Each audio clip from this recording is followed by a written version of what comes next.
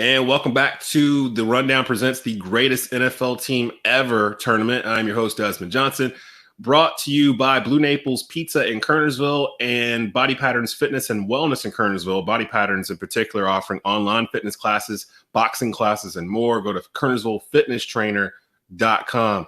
Welcoming in our judges for this second round here, this beast of a region, the Bears region here. We've got from the Rundown, Brandon Blakney in the house. And then we also have Aaron Gabriel, WSJS Sports Hub Triad personality, returning back for a second round. What's going on, gentlemen? What's happening? I can't call it. So just so people that may not be familiar with the rules of this tournament that's been going on now since I think the end of April is when we started this. We started off with 64 of the greatest NFL teams ever, every Super Bowl winner, plus some at-large teams. You'll see some of those in the second round in this region here. The 4 1 seeds were the 1985 Chicago Bears, who were the unanimous overall 1 seed, the 1993 Dallas Cowboys, the 1989 San Francisco 49ers, and the 1978 Pittsburgh Steelers. In previous episodes, 2 of those 1 seeds have already fallen. The 93 Cowboys have fallen, and the 89 49ers have fallen. So had some upsets as we go, but this region, as I was looking through the second round matchups, there's not a bad matchup in the bunch here. The way these rules go, the higher rate seed gets the quote unquote home field advantage, meaning that we play underneath that team's era's rules. So if it's a team from the 2000s versus the team from the 70s, and that 2000 team is a higher seed, we play as if it's 2005 instead of 1976. Guys, you guys ready to rock and roll here? Oh, yeah. As far as I'm going to be. So let's I'm gonna start off with the lowest matchup, I guess you could say. It's the 4 versus the 5, but this is a very even matchup here. We got going into this matchup the 1998 Denver Broncos, 14-2 on the season, Super Bowl champion. I believe is the second of the 2 back-to-back. They won at the end of John Elway's career. Terrell Davis rushed for 2,000 yards, I believe, that season. And I think they started 13-0, taking on the 2016 New England Patriots, yet another Bill Belichick, Tom Brady team that finished the season 14-2. Matter of fact, I think there's another Patriots team in this second round in this region that finished 14-2 also. So they're sprinkled all over the place. Who would like to go first here on this one here? The 98 Broncos versus the 2016 New England Patriots. I'm going to select Brandon. Brandon, you want to go ahead and kick us off here? Who wins this matchup between the 4 and 5 seed? And this is getting played in 1998 under Denver Bronco era rules here. Yeah, honestly, this one is personal to me because I went back and forth with you and Rod, and y'all gave me hell about that 2016 Patriot team. I wanted them to be a 1 seed, and you guys battled me down. They won a Super Bowl. And the crazy thing is about this team is that if it wasn't for one catch, they win a Super Bowl. We're talking they might be the top overall seed over the 85 Bears in this group. Very talented. Randy Moss. The thing, too, about this team is Tom Brady missed the first 4 games. This team was so stacked. They went 3-1 with Jimmy G. So a lot of offense, defense coming together. Actually had a bit of a run game. With all that being said, though, I think I'm going to go with the 98 Broncos. I think it's a little too much firepower. And just looking at their sheer dominance in the playoffs compared to the Patriots, as far as 38-3, how they beat the Dolphins, just smacking teams 23-10 in the AFC Championship game as well, and then going on to win the Super Bowl, getting it done against the Cowboys. And with that, I think you got to go with the Broncos, like you said. Terrell Davis, John Elway, only quarterback in Broncos history up until that time. Peyton Manning, of course, now, but up until that time was the only one to win a Super Bowl. 14-2, just legendary, man. And it was really the beginning of a dynasty. That Broncos team scored 500 points in the regular season, if I'm not mistaken. One of the highest scoring offenses of all time. Randy Moss wasn't on this Patriots team. He had already retired by that point. Actually, Tom Brady's wide receivers, his starting wide receivers were Julian Edelman and Chris Hogan. My mistake. Lacrosse man. Lacrosse that even work? Chris Hogan caught 38 catches that year. Edelman caught 98. Now, they did have Martellus Bennett at tight end, so they didn't even have Gronk or Aaron Hernandez on this team. How did they go 14-2? Like, what is going on here? I'm looking at the roster. I'm like, who do they have? They on defense, they had Malcolm Butler, Patrick Chung, Devin McCourty, Donta Hightower at linebacker. Nothing really crazy. I mean, okay. A couple Pro Bowlers, though. I like McCourty. Hightower, one of the best inside linebackers that year, I believe. And I don't know, man. It definitely wasn't full of star power. Tom Brady, and they were coming off Deflategate, which is also crazy, too. So much turmoil coming out in that team. That's what I'm just sitting here trying to look. I'm just like, who did they play? I don't know. They finished 14-2. They won the Super Bowl. Who did they? The Falcons. They came back 28-3. Yes, and beat that Falcons. They came back 28-3. So, so we got one vote for the 98 Broncos. Aaron, who's your selection here between the 4-seed Broncos and the 5-seed 2016 New England Patriots? I'm not gonna rock the boat here at all. You know how I feel about the Patriots, especially this 2016 Bill Belichick, Tom Brady led era Patriots. Those guys was cheating. All right, they was cheating. You sitting here wondering how did they get to be 14-2? I'm here to tell you that's how, baby. Them jokers was cheating the whole way through. All right, you deal with the 98 Denver Broncos, and as much as it pains my heart to say this, as a lifelong Kansas City Chiefs fan, I watched my Chiefs get walloped by those Broncos quite a few times, brought tears to a young lad's eyes, okay? Terrell Davis was a 2,000-yard rusher that season. 2,000-yard rusher backing up John Elway, one of the greatest quarterbacks to ever suit up. You got Ed McCaffrey. We all know those are good genes because we're watching his son tear it up in Carolina. Mark Schlereth on that offensive line. He had Shannon Sharp, Rod Smith running around. At this point, Neil Smith had already defected from the Kansas City Chiefs to join that Denver Broncos squad, teaming up with one of the nastiest linebackers that I could even remember in my recent memory, in Bill Romanowski. That guy was nasty. You used to have Steve Atwater. Yeah, you mentioned Romanowski in a previous episode. I don't even think we were talking about his team. Yeah, he just came up. He's a net. You know they come. Yeah, Bill Romanowski was a nasty dude, man. And I just don't think if we're playing on the 98 rules, that means you're in Bill Romanowski's wheelhouse. You know, nobody's gonna come save you from Big Bill. Nobody save you from Steve Atwater. And I feel bad for poor little Mr. Hogan and Julian Edelman out there, man. They're gonna get smacked and cracked.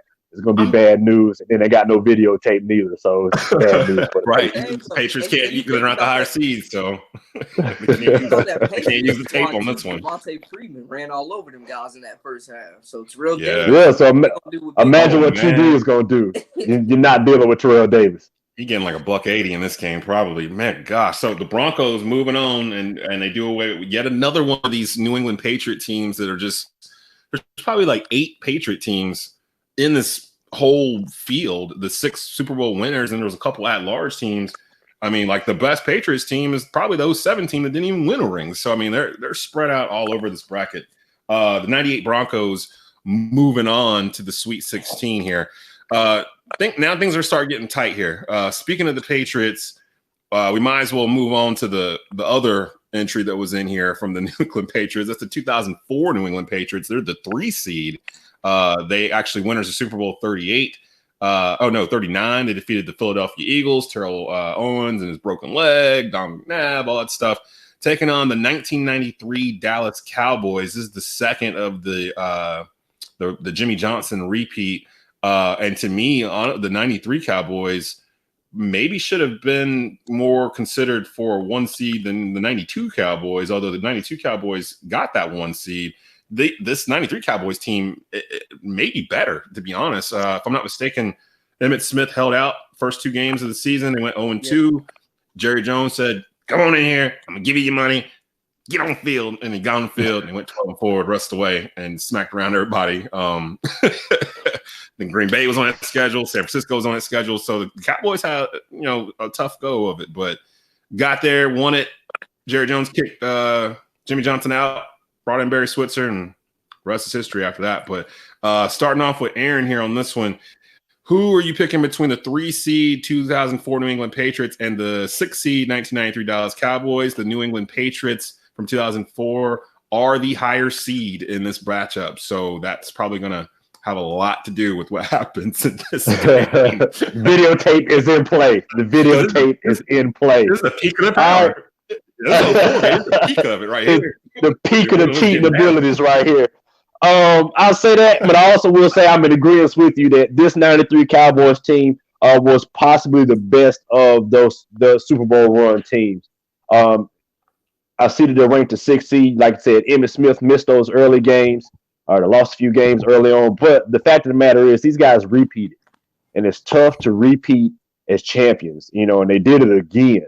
So these guys, the '93 Cowboys, arguably one of the greatest teams, or one of the greatest teams that ever suit up. You're dealing with Emmitt Smith, who almost rushed for 1,500 yards, having missed those 4 games. You also got the playmaker Michael Irvin and all his prowess on the outside. Ken Norton Jr. Really loved Ken Norton Jr. growing up, watching him as a kid. And I think really the biggest matchup that you're going to watch here in dealing with these two squads will probably be Jimmy Johnson versus Bill Belichick. Because I think on the field, as far as talent goes, I got to give the edge to the '93 Cowboys here. Because these Patriots, you're dealing with an aged Corey Dillon. He was at the end of his rope there. You're dealing with a Christian Fourier. Nobody really know who these guys were. People were still figuring out how they were exactly doing this. They were defensive led with Willie McGinnis, and you got who else did they have? Rodney Hudson back at safety. Ty Law, for the Pats, Ty Law, and I just don't see them keeping up with Michael Irvin and Emmitt Smith and the original triplets. I just don't see it happening. So I'm probably going to go with the '93 Cowboys in the upset. So far in the upset, the Cowboys over the Patriots. Brandon, what say you between the 2004 New England Patriots and the 1993 Dallas Cowboys? Keep in mind that the Patriots are the higher seeds. So we are playing underneath 2004 rules, cheat factors, and whatnot. Definitely. I have to agree with Aaron on one point. As far as the Cowboys being repeat champions, everybody knows it's damn near impossible to even win a Super Bowl, but then to repeat? Are you kidding me? Emmitt Smith pretty much claimed every award that year. Missed 2 games.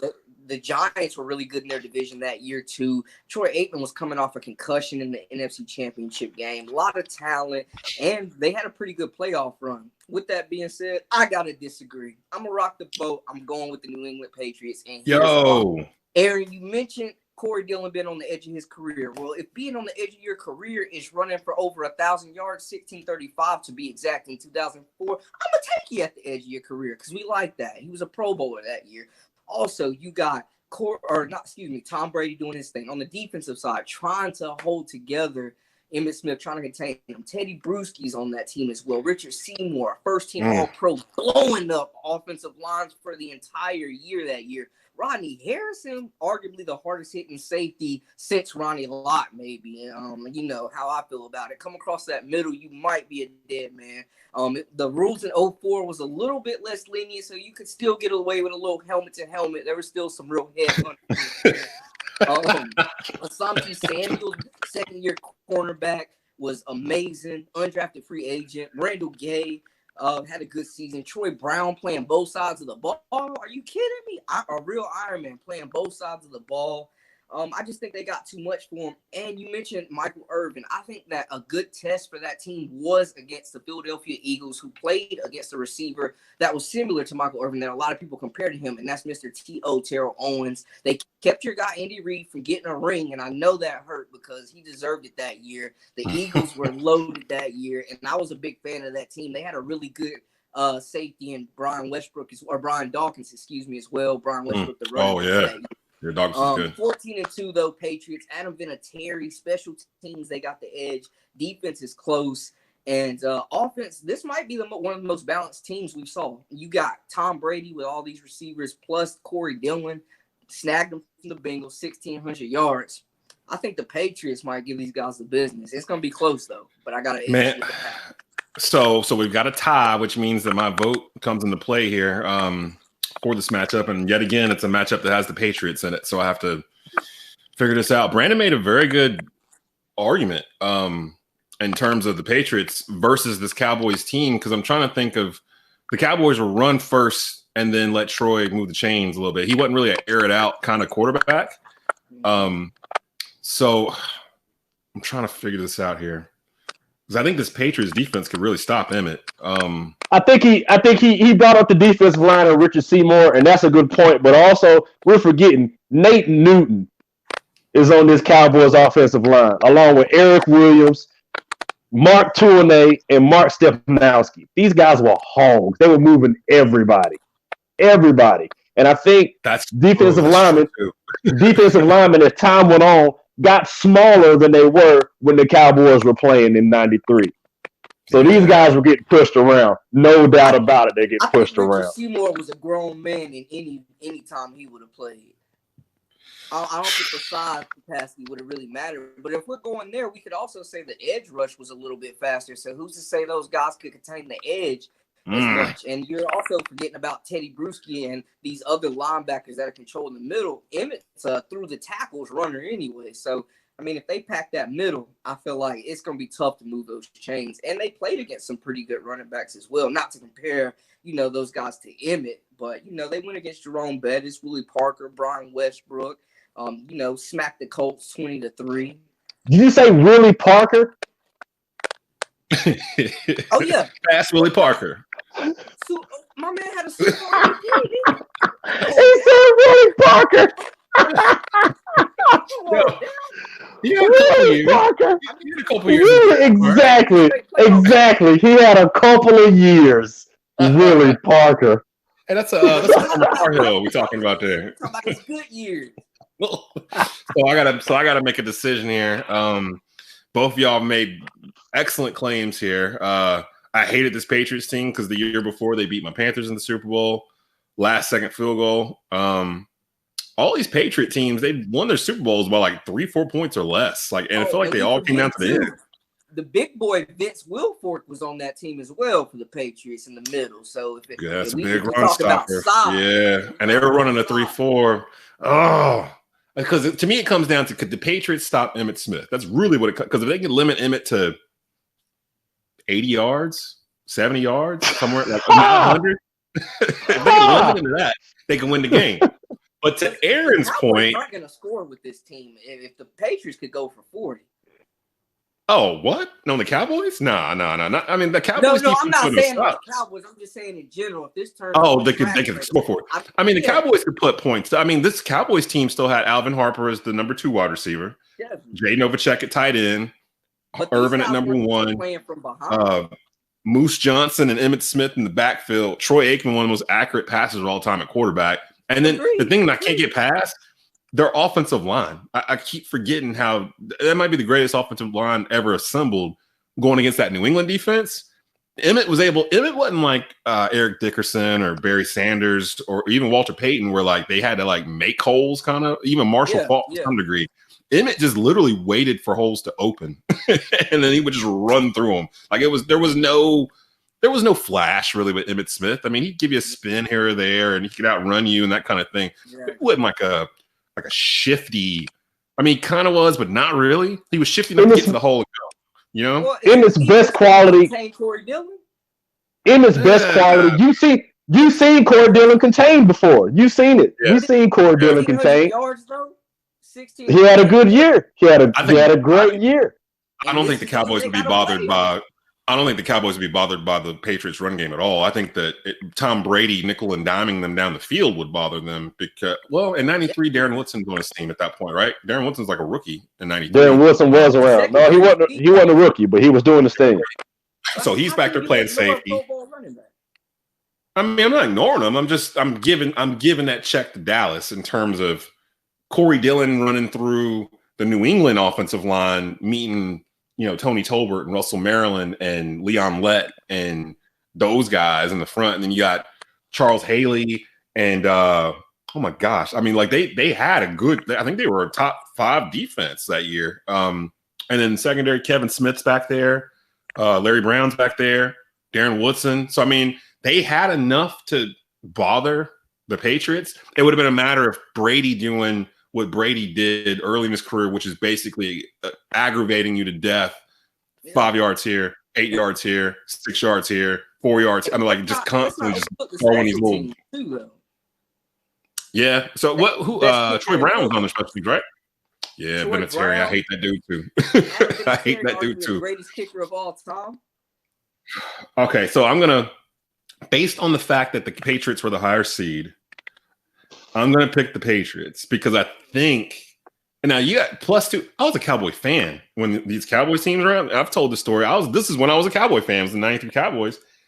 But the Patriots, especially this Patriots team, I think if you go back and look at their scores through that season, I don't think they really blew out anybody. They just always found a annoying way to win a football game. Like it would be something basic. You know, they always say, do your It job. went back to the tape. It went back to the tape. This was Patriots Eagles Super Bowl 04. That was when all the Spygate stuff happened. Like it was the Eagles they were spying on. So we're literally in the year that they perfected like spying on teams. Now, is it fair that we're using that as a advantage for these Patriots throughout the entire tournament to determine if they move forward or not? I don't know. What fair when they did it, neither. I mean, they shouldn't have did it, but they did it. We don't have asterisks beside their Super Bowl, so we know they did it. So we have to take into account that Bill Belichick would be, he'd have some cheating. dude up cheating. in the Say the word. Say the word. He was cheating. Watching, scribbling notes and whatever. I mean, I'm giving it to the Patriots. Now, eventually that's going to bite them in the ass. I have to think eventually they're going to run across a team where it's not going to matter if they're taping them or not. And they're in the Bears region. So we'll see if they can get that far. Patriots move on. This is the second time now where I had to choose between two judges splitting, and the game involves the New England Patriots in it, and it forces me to choose the Patriots. I think I had to do that for the 07 Patriots too. So they're still in here. The Patriots are still in the game. So the 04 Patriots move on to the Sweet 16. This matchup coming up here next is a very interesting one as well. It's the 2 seed.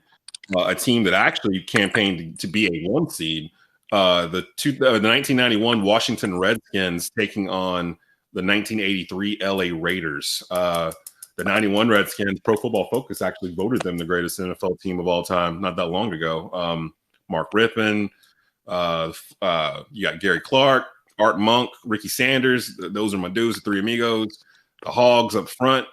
Man, the defense with coked out Dexter Manley and Charles Mann on the other side. Like Dexter Manley was like LT, like Lawrence Taylor light, kind of. He was on coke too. I was gonna make a coke joke about Michael Irvin, but I held back.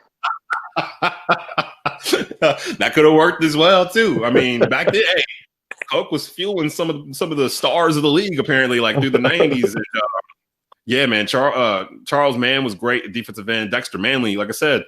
That coke, man, right before the game, he was a beast. Like people scared of him, like scared to death. Darrell Green, fastest man in the NFL, cornerback. Taking on this LA Raiders team, Marcus Allen's the running back. I think their most famous play is in the Super Bowl. I think it was against the Redskins actually in '83, where Marcus gets the handoff. He goes around one end, like turns all the way around and comes back to the line and takes off for like 80 yards for a touchdown. That's probably the most famous play from this LA Raiders team. And they had some talent as well. I'm going to let Brandon kick this one off here. Brandon, who you got between the 91 Washington Redskins and the 83 Raiders? We are playing underneath the Washington Redskins era of 1991. Most definitely. I'm a fan of Marcus Allen. Was great back in college. Very elusive. This Raiders team was mean. They were still in Los Angeles. And I think what really stood out to me was their dominance through the playoffs, how they just blew out pretty much everybody they played. But with that being said, I got to go with the Redskins. I mean, this team is absolutely loaded. They had a very impressive playoff run themselves as well, just blowing teams out the entire season, 485 points. And they only gave up 224 points, which is absolutely ridiculous. The NFC East, we talk about it in the early 90s, how loaded it was and just how impressive that Joe Gibbs team was led with. Also, the Cowboys, the Giants, and the Redskins as well being there. It was just a tough division in 91. You had 2 receivers go over 1,000 yards, like you mentioned, 1,000-yard running back. They were averaging 8.5 yards per pass, which was the highest in the league, which is ridiculous when you think about it. I think it was just too much to contain, and there weren't a lot of weaknesses in this group as well. And like you said, beat monsters on defense as well. They were really a complete team. Yeah, the 91 Redskins, they were a complete team, and they were beating the brakes off of everybody every week. I was a Redskin fan. So I mean, that was the first NFL team I got. Yeah, I know that you got. I mean, this is where I lived. I lived here in Central North Carolina, and before the Panthers, it was Redskin country. Every day at 1 o'clock, or every Sunday at 1 o'clock, it was the Redskin game, and then the Cowboys were at 4. So that was the natural progression for me as a kid. I was a Redskin fan because they were there. Everyone around me was a Redskin fan growing up, and then like around 89, 90, when Jimmy Johnson came to the Cowboys, I was a Miami fan, Miami Hurricanes fan. So with them having Michael Irvin, Jimmy Johnson, they drafted Muscle Maryland. I'm like, okay, I'm moving to Dallas because they're the new squad. I want to see how they act. And so I was with them for that 3-4 year. I know it sounds front runner, but I was with that 3-4 year. Jumping Bears. Jumping Bears. But as soon as 95 got here and we got the Panthers, I left Dallas and I've been with the Panthers for the past 25 years. So that I just needed a home team. I didn't have a home team, but the Redskins, I remember that Redskins team fondly. You said you're picking the Redskins? Yeah, I mean, and then they put 37 up on that Bills team, which we had a debate about them being one of the most talented teams in that Super Bowl. I mean, honestly, right. Them to 24, and that Bills team was loaded as well. Made it back to the Super Bowl, or that was the defending AFC champion. Excuse me. So they were coming back. Yeah, that was the second. That was the second of the 4 that the Bills had gone to the Super Bowl in a row. And you're right. Mentioned the NFC East because in '91. So in 1990, the Giants win the Super Bowl. In 91, the Redskins win the Super Bowl. In 92, the Cowboys win the Super Bowl. In 93, the Cowboys win the Super Bowl again. So for really the beginning of the 90s, the NFC East ran the NFL, winning. How many did I just say there? That's 4. Then they won. The Cowboys won again in 95. So they won 5 of like the first 6 Super Bowls of the 90s, coming out of that same division. Aaron, what do you got here between the 1991 Washington Redskins and the 1983 Los Angeles Raiders, silver and black? The Los Angeles Raiders of 1983 was a really good football team. Like Brandon mentioned earlier, Marcus Allen, one of the greatest to ever do it. Jim Plunkett, probably the quintessential, if you will, game manager is Jim Plunkett. Like that guy, just steady as he goes. He's going to throw as many interceptions as he throws touchdowns. But ball control was really their thing. They had a third-ranked offense that year, putting up 442 points that year. So, no disrespect to the Raiders, but actually in saying that, all disrespect to the Raiders, because as a Chiefs fan, it's always screw the Raiders. Always, always, always screw the totally Raiders. Forgot. I should have remembered it when I asked you the question. I totally forgot the scenario that we were going into. Man. Always screw the Raiders. Forget those guys. Get them out of here. This 1991 Redskins team was absolutely stacked. You're talking about first in total offense that year, second in total defense that year. Like Brandon mentioned, they only allowed 224 points, or 14 points a game if you're doing the math at home. That is insane. That is outstanding. And then if you look at them on the offensive end of the football, they had almost a 4,000-yard passer in Mark Rippon. He went for 3,500 yards. Then they had 2 different 1,000-yard receivers in Gary Clark and Art Monk. Then you had a 1,000-yard rusher as well in Ernest Biner. These guys were getting it done, okay? Getting it done. 2 different 1,000-yard receivers and a 1,000-yard rusher. No, that's serious business. Serious business. Yeah, they were nice. And then the biggest thing, other than Darryl Green's speed that I can recall, is the length of his sleeves on his jersey.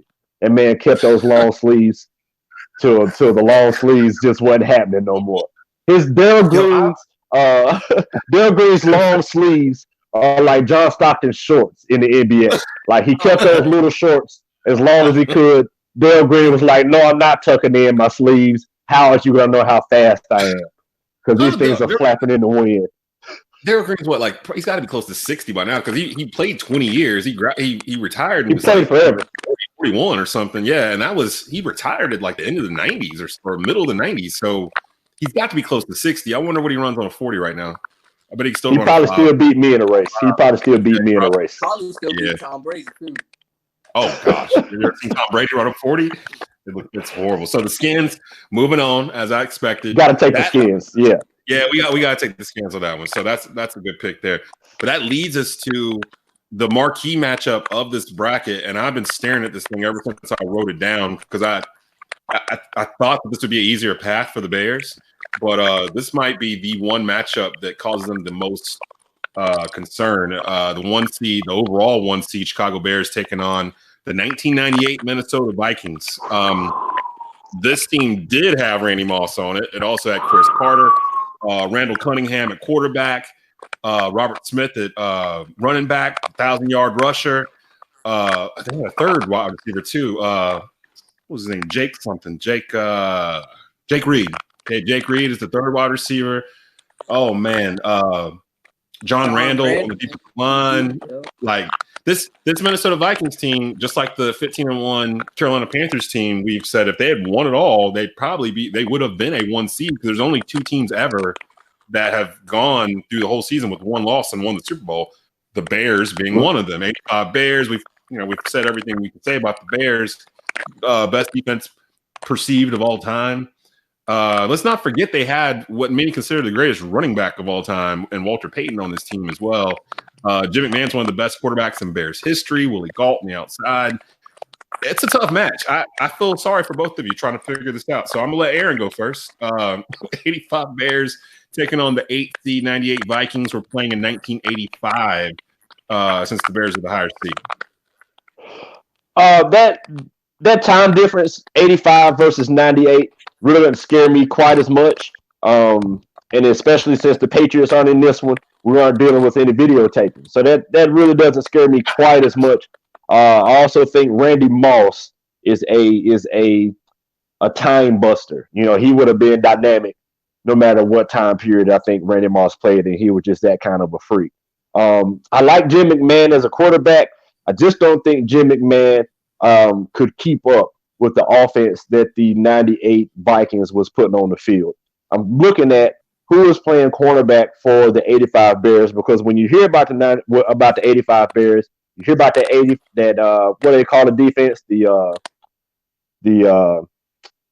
can't remember the name of that defense that they had. The 4-6 defense. Yeah, the 46 defense. The 46, yeah, that's right. The 46 defense. Yeah, Mike Richardson and Leslie Frazier.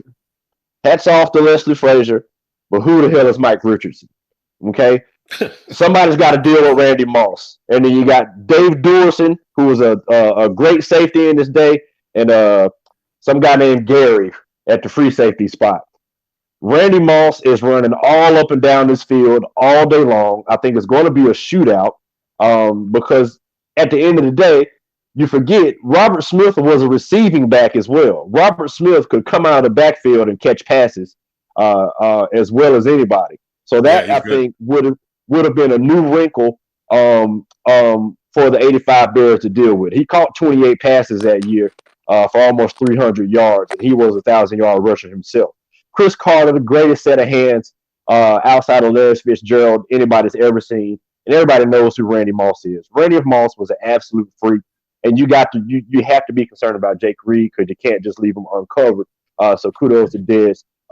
Kudos to Dez for mentioning him.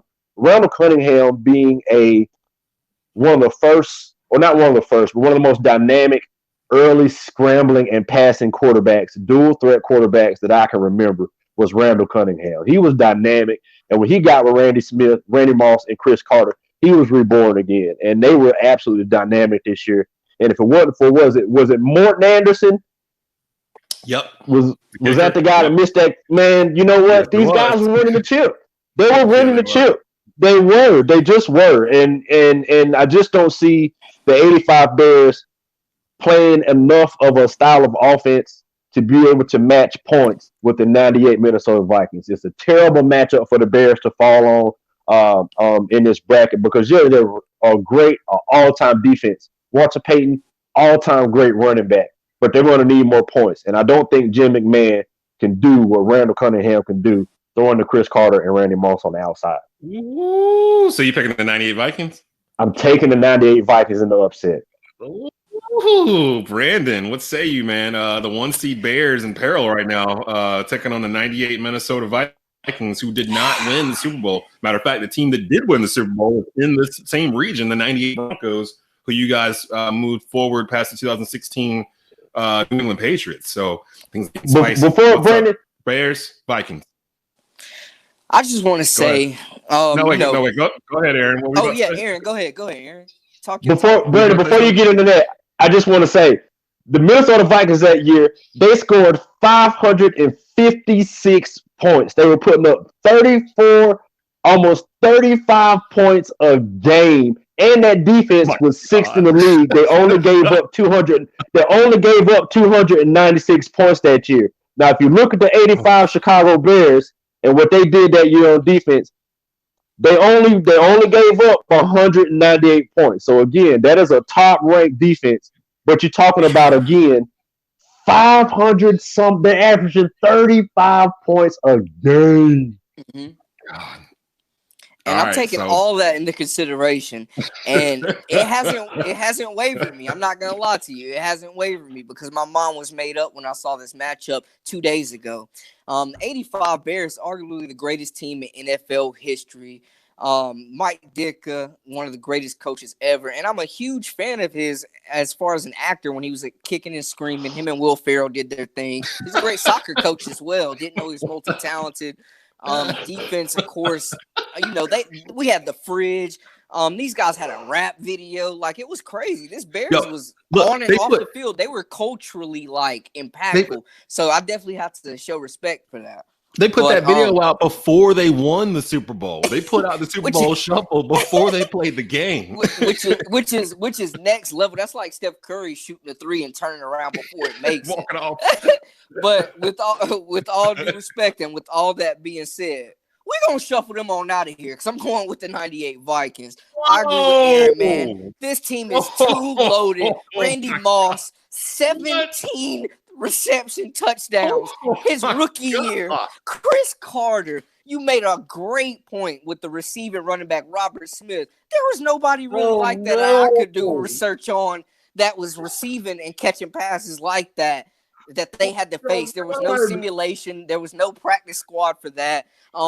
And I want to one thing I have to disagree with that I have to correct. It was actually Gary Anderson. Let's put the disrespect on the right. Gary Anderson. Wrong Anderson. And and through that year, that was the first field goal he missed the entire season. The only one to blow that lead. It was a chip shot too. It out to 10. It was a chip shot. Defense was impeccable. Chris Carter, my main man, big hands, big physical receiver. I think he built for 1985. What have y'all done? I got 556 points and then a dual threat quarterback as well. Are you kidding me? Yeah, I'm going with the Vikings, my man. It's over. So get the Bears out of here. Yeah.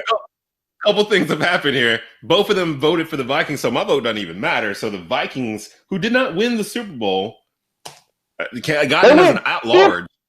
They went 15-1 that year, and lost an OT. This is the second 8 seed to beat a 1 seed in this tournament. The 1989 49ers fell to the 15-1 Carolina Panthers, who were 8 seed. They moved on. We thought that was shocking. I didn't pick those Panthers, by the way. No, you didn't.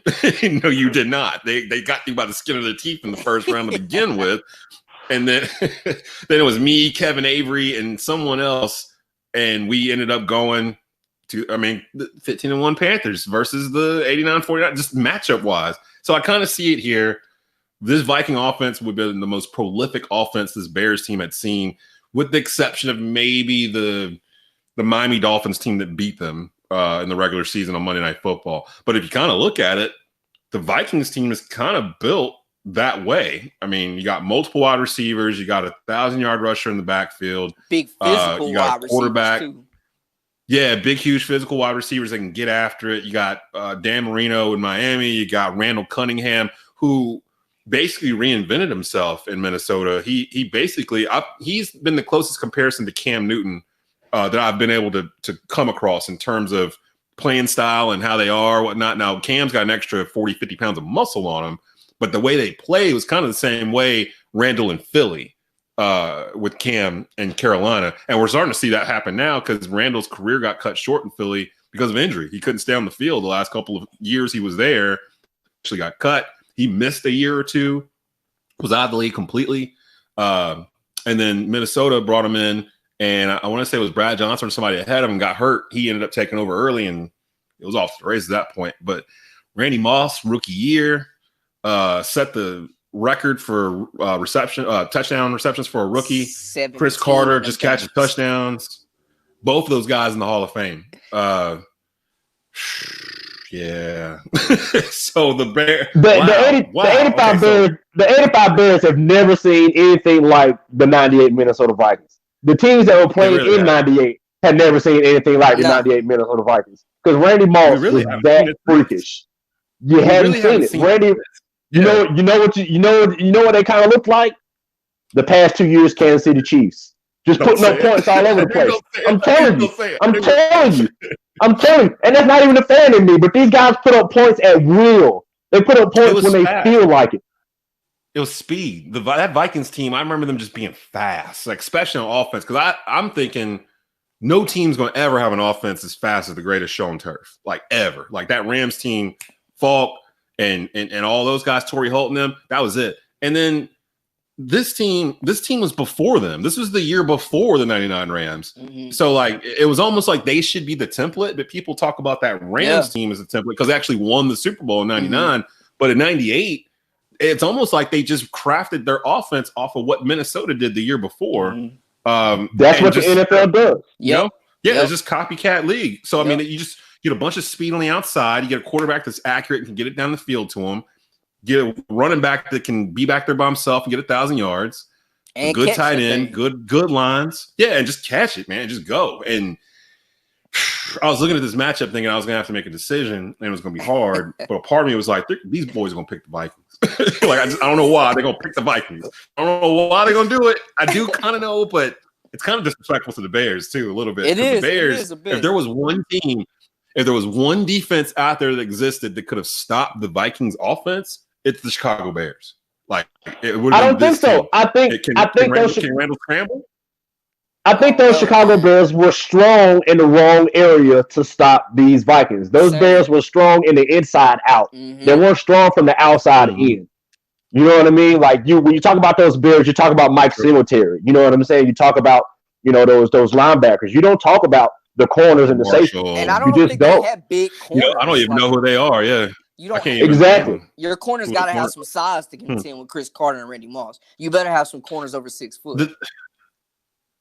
You had to get the ball out in 3 seconds or less against this Bear defense, and this Vikings team kind of wanted to get the ball out that fast. I mean, like there's plenty of times where they just send Randy Moss on a slant across the middle of the field. He's going to outrun whoever it is trailing him, the linebacker, whoever ended up poor soul that ended up getting switched over on him, and he's just going to run 80 yards down the field. They used to love sending Robert Smith out of the backfield on those wheel routes, on those angle routes. He was cooking. He was going to cook Mike Singletary. Just like Marshall Faulk the next year in St. Louis. Literally, it's almost the same. Thinking back on it, it was almost the same offense now that I'm thinking about it. And I'm wondering if maybe there's some carryover coaching staff. Well, I'd have to go back and look at that. But yeah, they kind of were built the same way. Both were dome teams. Now, we do have to take consideration this would take place in 1985. I feel like I'm trying to plead the Bears' case here. It'd be in 85, so it'd be Bears rules. So they could disrupt the rhythm of the wide receivers and, clothesline people. And they could have tried. I mean, they could have tried it, yeah. So, but we're talking 85 and 98. I can see if we were talking 85 versus like 2016. We're talking 85 and 1998. So we hadn't even got to 2000 yet. They were still playing big boy football in 98. So no defense wins football games in this. Like if you're picking, usually it feels like whenever it's a great offense, a great defense, the defense slows everything down. Well, the Vikings have not with this offense that year too. So they could play defense. That was really Aaron's point that he didn't think the Bears would be able to score enough points against the Vikings. But I mean that could be 24-21. I mean, like for a game because both, like you said, both defenses were good. With the Bears, though, all you had to do was stop Peyton, really, because Jim McMahon, he could throw it better than the other Bears quarterbacks they had before, but that's not saying a whole lot because really even to this day, Chicago is where quarterbacks go to die, basically. Like, they're terrible quarterbacks. Yeah. Yeah, you know what I mean? Like, you don't really have, after Jim McMahon, who's the next best Chicago Bears quarterback that you can think of? I mean, seriously. Jay Cutler. Like, is it Jay Cutler, seriously. Jim McMahon that year. Right. I know. It sounds terrible, but it's probably true. That year, Jim McMahon only threw for 2,392 yards that 85 year. He only threw for 2,300 yards. What did Walter run for in 85? 1,500. No, they weren't doing enough. They weren't doing enough. They're just running the ball, but the defense scored so many points for them too. Like, keep that in mind. The defense was scoring points, or the defense wasn't allowing the other team to score at all. Like, they had a stretch where like they were just blanking teams. They were only allowing 12 points a game. They were only allowing 12 points a game. You know. So wait, hold on, man. I gotta have y'all like rethink this. 12 points a game. I don't have to rethink nothing. Yes, they were only allowing 12 points a game, but to counter that, the Vikings put up 34.8, almost 35 points a game. I mean, we got to remember, Dennis Green, the head coach of the Vikings, is a disciple of Bill Walsh and that 49ers West Coast defense. These guys was out there making noise. Man, they didn't even make. It's too much. I can't believe that the 85 Bears did not make it out of the second round of a 62-team tournament and got beat by an at-large team that didn't even win the Super Bowl. I told you it's a terrible matchup for them. It's a bad matchup for them. It really is. It's a terrible matchup for them. From pure talent. So now everything is wide open. Everything is so wide. So let's recap here. The nonsense these two gentlemen put together today. It's my specialty. Number 2 seed. It's gonna be some people number bad. 2. The number 1, the 91 Redskins move on. They were the 2 seed. The 04 Patriots move on. They were the 3 seed. The 98 Broncos move on. They were the 4 seed. So everything was chalk until we got to the 1 versus 8. The Bears fall on the biggest upset so far in this tournament to the 1998 Minnesota Vikings. And now I'm starting to feel like a team that didn't win a Super Bowl is going to end up in the Final Four. One of these 15-1 teams, the 98 Vikings or the 2015 Panthers, I'm starting to feel like one of them is going to get there because teams are starting to fall off that I didn't expect to, like early. And really in this bracket, 98. I mean, 98 Broncos. Oh, actually, you know what? That sets up 98 Vikings versus 98 Broncos in the next round. That was supposed to be. That 98 Vikings team was scary. And I'm telling you, if Gary Anderson had missed that kick, history reads different. Facts. So the Super Bowl we were supposed to get in 1998, we're going to get here in the Sweet 16. The 98 Vikings will take on the 98 Broncos, and then we'll have the 04 Patriots, defensive-led Patriots, taking on the 91 Redskins, who basically could score on anybody. Good gosh, this is nuts. I didn't really expect this. I kind of thought it was going to be pretty clear as we went through, but now as I'm looking through brackets, I'm just like, man, what is going on? Like, some of these teams getting through, I'm not sure if they're supposed to be here, but everyone's made great arguments for them. And man, so we got one more region to go, the Steelers region, and we'll have that next week. I was going to try to give a recap of the other teams, but I don't have it directly in front of me. But you can go to sportsfinalmonthly.com and check all that out.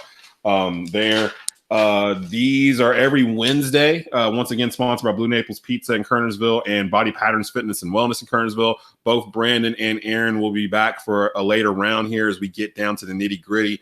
One more region to go, and then we will start Sweet 16 coverage, and that should be fun in itself there too. So guys, you got any shout outs or anything you want to do, as we're still kind of not a stay at home, but supposed to wear your mask, but not really. Hey, mask up, like Future say, man. Mask up. I'll definitely check out that new live with Brandon Blakney dropping this week, featuring Coach Will Price. Coming soon, trying to keep it pop culture with the artists as well. I'll be discussing some commitments too. Ty Lyles, your guy, East Forsyth quarterback, Coastal Carolina commit. Nate Hampton at Davie, same conference, committed to Liberty, I believe. So so I'll definitely be chopping it up about that. Brock Williams out of Burlington Christian committed to High Point, so High Point doing some good things as well. So you got all those guys on this episode? Yeah, you got all those guys. No, just giving my thoughts on the commitment. Oh, gotcha, I've seen all of them play up close. Just giving shout out to Ty and the East Forsyth Eagles. Me and Rod are supposed to be their announced team for the season. We, at this moment, are tentatively planning for football, but we don't know. We don't know what's going to happen. So, like, the coaches don't want to say anything. Talking to them, they're just like, we're getting closer. We're getting closer. And I'm like, bro, we just had like the highest day of single cases ever, like yesterday. Like, I think we're worse than we were before in March. So I don't know what's going to happen. I hope that we do have it. We actually are in talks to broadcast the entire West Forsyth season also. So we'll give you news on that as that comes around. We're kind of all watching Governor Cooper to see, what's next, what we're doing. And we'll probably know some more by Friday or by the time this episode comes out, actually. So for Brandon Blakney, for Aaron Gabriel, I'm Desmond Johnson. This has been another episode of the NFL's greatest team ever tournament, 64 teams down to 1. The 85 Bears, the overall 1 seed. Shuffle them out of here. Taken out by the 98 Vikings. Wow. So catch up on all the previous episodes on the Sports Carolina Monthly YouTube channel, and we will see you next time. Peace. Hey there, this is Rod Funderburk, and you've been watching an episode of The Rundown with Desmond Johnson. In order to watch more episodes of The Rundown with Desmond Johnson, please subscribe to Sports Carolina Monthly's YouTube channel.